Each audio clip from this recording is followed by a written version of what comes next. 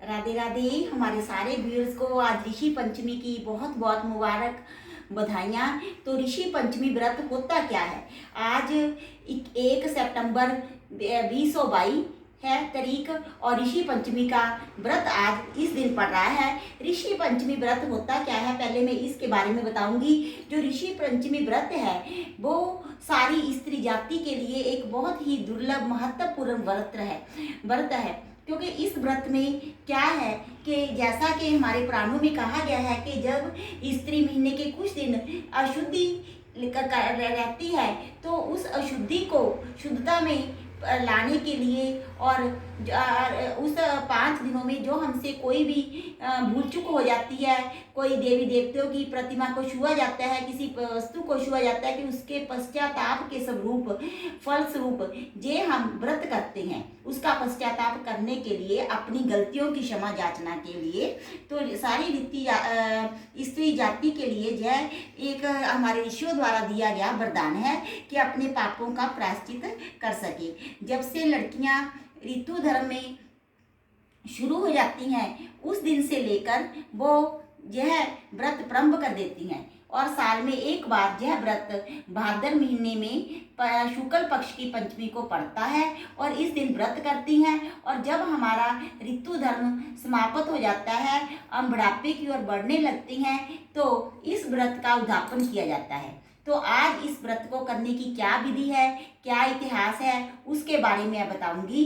तो सबसे पहले हमें क्या क्या सामान चाहिए होता है। कोई भी आप लकड़ी की चौकी ले लें, मैंने इस प्रकार की चौकी ली है।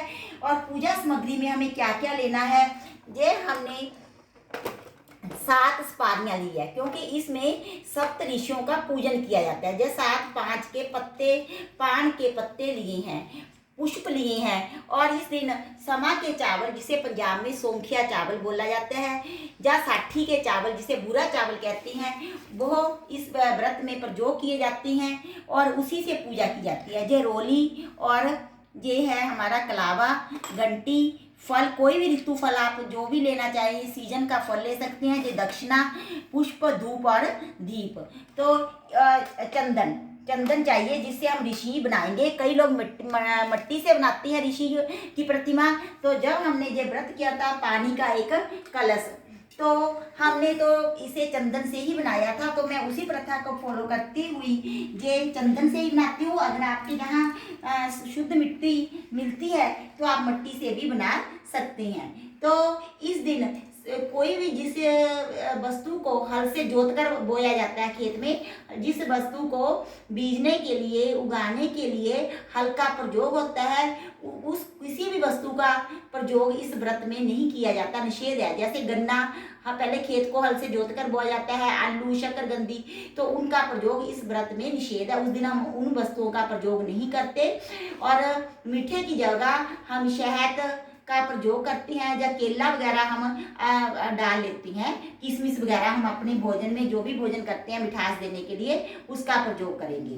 तो सबसे पहले इस चौकी को मैंने अच्छी तरह गंगा जल डालकर धो लिया था, और इसके नीचे हम एक चौक बनाएंगे। चौक किस प्रकार बनाएंगे, तो सबसे पहले क्या होता है कि आप सुबह जल्दी उठिए, उठकर शुद्ध जल से स्नान कीजिए, सिर से पांव तक अच्छी तरह शुद्ध हो जाइए। और अगर आपको पुट कंडे बोलते हैं पंजाब में, तो उसकी दातन मिल सके तो उसका प्रयोग किया जाता है दांतों की शुद्धि के लिए। तो फिर हम इसका चौक बनाएंगे। इस प्रकार से चौक पूरा जाता है। आप रंगोली वाले कलर का भी प्रयोग कर सकती हैं। तो गेहूं के आटे से हम चौक नहीं पूरेंगे, क्योंकि गेहूं को बोने के लिए हल्का प्रयोग होता है। चलो जी, इस प्रकार से हम अपना चौक बनाएंगे। कोई भी शुभ काम होता है तो हम सबसे पहले चौक बनाते हैं। चौक पूर्णा कहते हैं जिसे। ये मैंने अष्ट कमल दल बनाया है, थोड़ा सा ही बनाया है, मेरे पास रोली भी कम थी, तो आप रंगोली वाले कलर का प्रयोग कीजिए। तो उसके ऊपर इस चौकी को विराजमान कर दीजिए।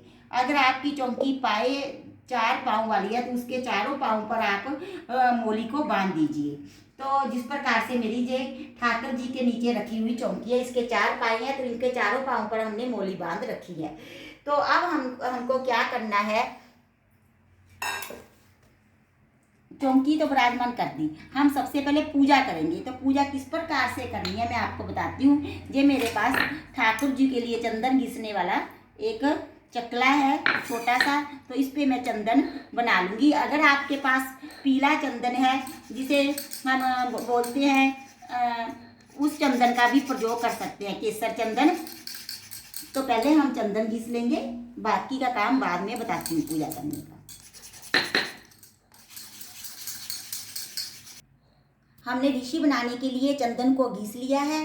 तो मैं आपको विधि बता रही थी, सुबह ब्रह्म मुहूर्त में उठिए, गंगा जल डालकर स्नान कीजिएगा। और ऐसा कहा जाता है शास्त्रों में कि 108 लोटे 108 बार सिर पर जल डालना चाहिए। और मुख शुद्धि में हमारे यहाँ पुटकंडा बोला जाता है पंजाब में, और बाकी स्टेट में अपा मार्ग बोलते हैं, उसकी दातन करनी चाहिए। फिर शुद्ध वस्त्र धारण करके पवित्रता के साथ व्रत का संकल्प लेना चाहिए। सबसे पहले मैं पूजा विधि बता रही हूँ। ऋषि पंचमी ब्रह्म पुराण के अनुसार भाद्रपद शुक्ल पंचमी को सप्त ऋषि पूजन व्रत का विधान है। इस दिन चारों वर्ण की स्त्रियां को चाहिए कि वह प्रातः नदी आदि पर स्नान करके घर में पृथ्वी को शुद्ध करके हल्दी से चौकोर मंडल चौक बनाए, जैसे हमने रोली से बनाया है जिस प्रकार, उस पर सप्त ऋषियों की स्थापना करे तथा गंध पुष्प धूप दीप नैवेद्य आदि से पूजन करे। तो मंत्र क्या बोलना है, कश्यप्यो अत्रि भारद्वाजो विश्वामित्रथ गौतमः जम अग्नि वशिष्ठ चष सप्तते ऋषिया समृतः दंतु पापम में सर्वम ग्रहण अंतर अर्धो नमो नमः मंत्र से फिर अर्ध देंगे इस मंत्र से। तत्पश्चात आकृष्ट बिना बोई हुई, जो मैंने बताया ना, बिना बोई हुई पृथ्वी में पैदा हुई शाक आदि का आहार करके ब्रह्मचर्य का पालन करते हुए व्रत करें। इस प्रकार 7 वर्ष करके 8वें वर्ष में सप्त ऋषियों की सोने या चांदी की 7 मूर्तियां बनवाकर कलश स्थापन करके यथो विधि पूजन कर 7 गोदान तथा 7 जुगमग ब्राह्मणों को भोजन कराकर उनका विसर्जन करें। तो व्रत का मैं अध्यापन आपको बाद में बताऊंगी कैसे किया जाता है, पहले हम पूजन कर रहे हैं। तो ये मैंने चंदन घिस लिया है, इससे हम 7 ऋषियों की प्रतिमा बनाएंगे। इस प्रकार से ये इस पे ना थोड़ा सनमाइका लगा हुआ है, तो मैं एक आपको इतना क्लियर नहीं कर पाऊंगी। जय सप्त ऋषि देवता, हे ऋषिवर, मैं आपके पूजन के लिए आपकी प्रतिमा का निर्माण कर रही हूँ, मेरी पूजा स्वीकार करें हे ऋषिवर। इस प्रकार से आपको ऋषियों का बनाना है। आपको कैमरे में क्लियर हो गया होगा, मुझे मतलब कि विश्वास है कि इस प्रकार से ये ऋषि बन गए हैं। तो इसी प्रकार से मैं 7 ऋषि बना लूँगी। तो आप छोटे छोटे बना लीजिए जितनी कि आपके पास लकड़ी की चौकी है। बस इस प्रकार से मैं बाद में पूजा बताऊंगी, पहले 7 ऋषियों की प्रतिमा मूर्तियां हम बना लें।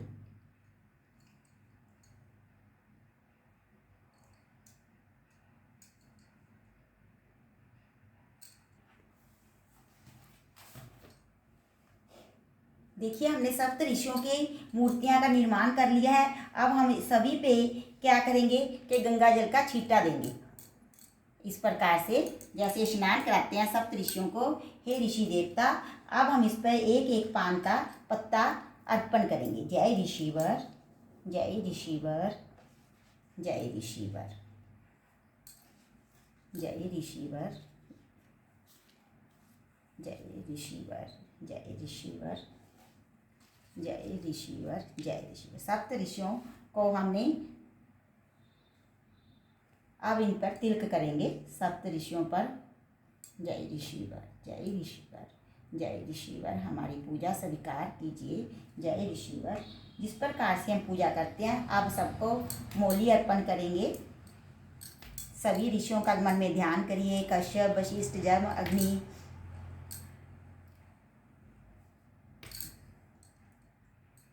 अत्रि, भारद्वाज,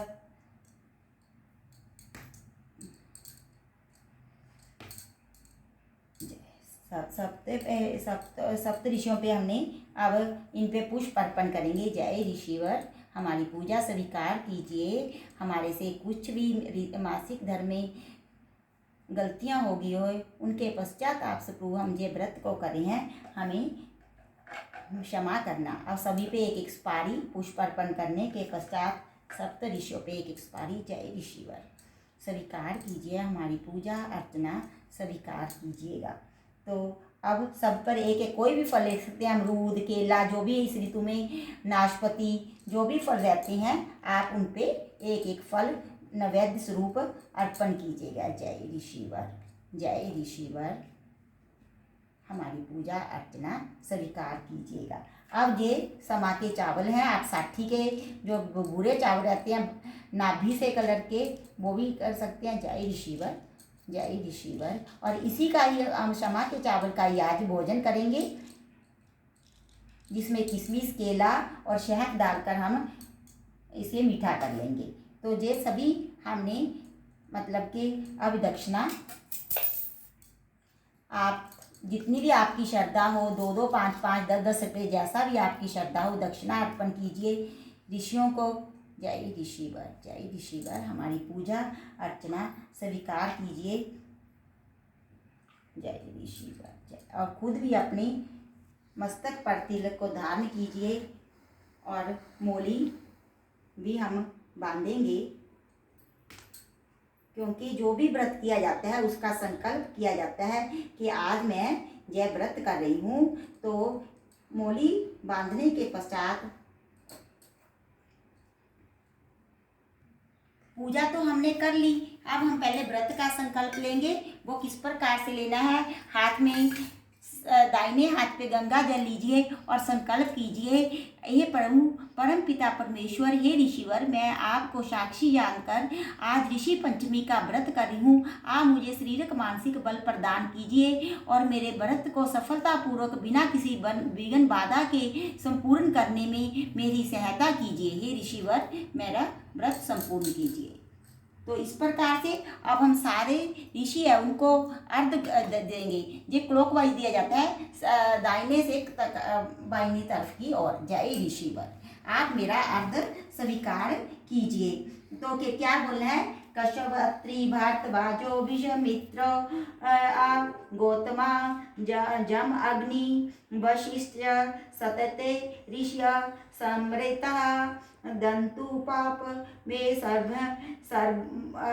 सर्वान ग्रहण अर्ध्या नमो नमः। फिर जल छोड़ दीजिए, और जो हमने जल छोड़ा है एक मतलब पात्र में छोड़ा है, जो हम तुलसी जी में चढ़ा देंगे।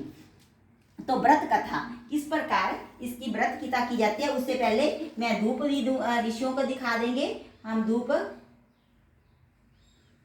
तो सप्त ऋषियों को आप धूप दीप दिखाइएगा।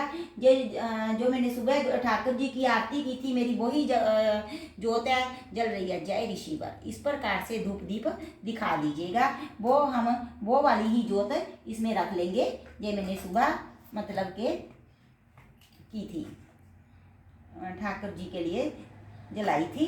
तो आप तिल के तेल की या देसी घी का शुद्ध दीपक जलाएं, सरसों का तेल का इसमें दीपक नहीं जलाया जाता। तो बोल ऋषिवर भगवान की जय, लक्ष्मी नारायण भगवान की जय। प्राचीन काल में सीताशव नामक एक राजा हुए हैं। एक बार उन्होंने ब्रह्मा जी से पूछा, पितामह, सब व्रतों में श्रेष्ठ और तुरंत फलदायक व्रत कौन सा है तथा उसे करने की विधि क्या है। तब ब्रह्मा जी ने बताया, राजन, ऋषि पंचमी का व्रत ऐसा ही है, इसके करने से सब पाप नष्ट हो जाते हैं। इस धर्म में एक कथा सुनो। विदर्भ देश में उत्कम नामक एक सदाचारी ब्राह्मण रहता था। उसकी पत्नी बड़ी पतिव्रता थी, जिसका नाम सुशीला था। उस ब्राह्मण के एक पुत्र तथा एक पुत्री, 2 संतानें थी। विवाह योग्य होने पर उसने समान कुलशील वर के साथ कन्या का विवाह कर दिया। देवयोग से कुछ दिनों के बाद वह विधवा हो गई। दुखी ब्राह्मण दंपति कन्या सहित गंगा तट पर कुटिया बनाकर रहने लगे। एक दिन ब्राह्मण कन्या सो रही थी कि उसके शरीर कीड़ों से भर गया। कन्या ने सारी बात माँ से कही। माँ ने पति से सब कहते पूछा, प्राणनाथ, मेरी साध्वी कन्या की यह गति होने का क्या कारण है? और उतंक ने समाधि के द्वारा इस घटना का पता लगाकर बताया, पूर्व जन्म में भी यह कन्या ब्राह्मणी थी। इसने रात सबला होते ही बर्तन छू दिए थे। इस जन्म में भी इसने लोगों की देखा देखी ऋषि पंचमी का व्रत नहीं किया, इसलिए इसके शरीर में कीड़े पड़े हैं। धर्म शास्त्रों की मान्यता है कि रस सबला स्त्री पहले दिन चंडालनी, दूसरे दिन ब्रह्म घातनी तथा तीसरे दिन धोबिन के समान अपवित्र होती है। वे चौथे दिन स्नान करके शुद्ध होती है। यदि यह शुद्ध मन से अब भी ऋषि पंचमी का व्रत करे तो इसके सारे दुख दूर हो जाएंगे और अगले जन्म में अटल सौभाग्य प्राप्त करेगी। पिता की आज्ञा से पुत्री ने विधि पूर्वक ऋषि पंचमी का व्रत एवं पूजन किया। व्रत के प्रभाव से वह सारे दुखों से मुक्त हो गई। अगले जन्म में उसे अटल सौभाग्य सहित अक्षय सुखों का भोग मिला। बोलिए ऋषि पंचमी व्रत की जय, गोपाल कृष्ण महाराज की जय। इस प्रकार की जय कथा है। और इसमें व्रत में क्या क्या खाना है? इस व्रत में आप दूध पी सकते हैं, फीका, और क्योंकि जो शक्कर वगैरह है वो खेतों में हल से जोत कर बाहे हुए खेत में ही बोई जाती है। और फल खा सकते हैं। अगर आपका शरीर ज़्यादा नहीं तो आप 2-3 बार फल भी ले सकते हैं, दूध ले सकते हैं, दही ले सकते हैं, और जो क्षमा के चावल है उसे ले सकते हैं।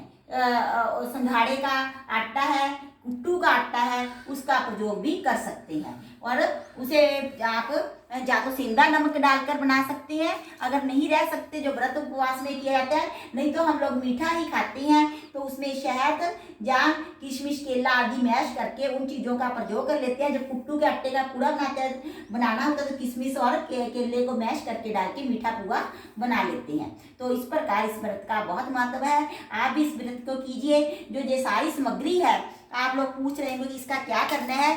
ये किसी पात्र में डालकर हम ब्राह्मण को, जो नज़दीक मंदिर होता है, उनको भेंट स्वरूप दे देते हैं। जो चौंक पूरा था उसे पहुँचकर अच्छी तरह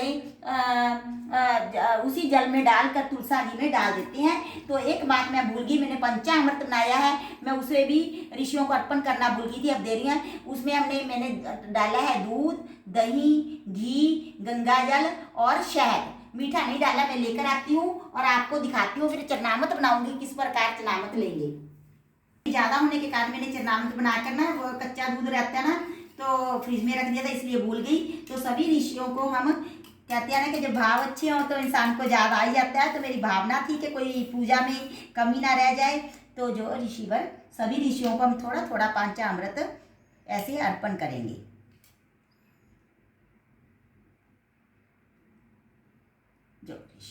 तो अब मैं आपको चरनामत बनाने की विधि बता रही हूँ। ये सारा सामान मैं जो नज़दीक मंदिर है उसमें दे आऊँगी। तो अगले दिन क्या होता है, सुबह सूरज जैसे ही उदय होगा हम इस व्रत का पारण करेंगे। पहले गंगा जल और तुलसी पत्र लेकर इस व्रत को खोलेंगे। उसके पश्चात हम मंदिर में थोड़ा, जो भी आपकी श्रद्धा के मुताबिक दान हो, जैसे जो हमारे तो जहाँ सीधा बोला जाए सूखा राशन, पंजाब में सीधा बोलते हैं सूखा राशन, थोड़ा सा दक्षिणा डालकर हम उस किसी भी ब्राह्मण को मंदिर में दे आते हैं। तो उसके पश्चात आप जो नॉर्मल घर में भोजन बनता है वो कर सकते हैं।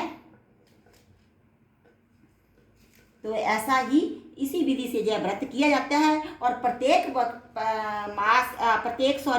हर साल हम भाद्र महीने के शुक्ल पक्ष की पंचमी को यह व्रत करते हैं। और उद्यापन भी बहुत आसान है। उस दिन 7 ब्राह्मणों को भोजन कराकर उनको इसी समा के चावल का या फलों का भोजन, दूध फल का भोजन कराया जाता है। और ये सब हम अपने चरनामत में डाल लेंगे, क्योंकि ऋषियों के चरणों का चरनामत बन गया। हमने ऋषि की प्रतिमा बनाई थी, उनके चरणों का हम चरनामत ले लेंगे। बाद में। तो इस प्रकार से जब व्रत संपन्न होता है, जो जल लोटे में या तो आप तुलसा जी को दे दीजिए या सूर्य भगवान को। इस प्रकार जब व्रत हमारा, मैंने आपको पूर्ण विधि बता दी है, संपूर्ण करना है, किस प्रकार से करना है, तो आप भी इस प्रकार से हाँ ऋषि पंचमी का व्रत कीजिए और अपने जीवन को सफल कीजिए। जय जय श्री राधे श्याम।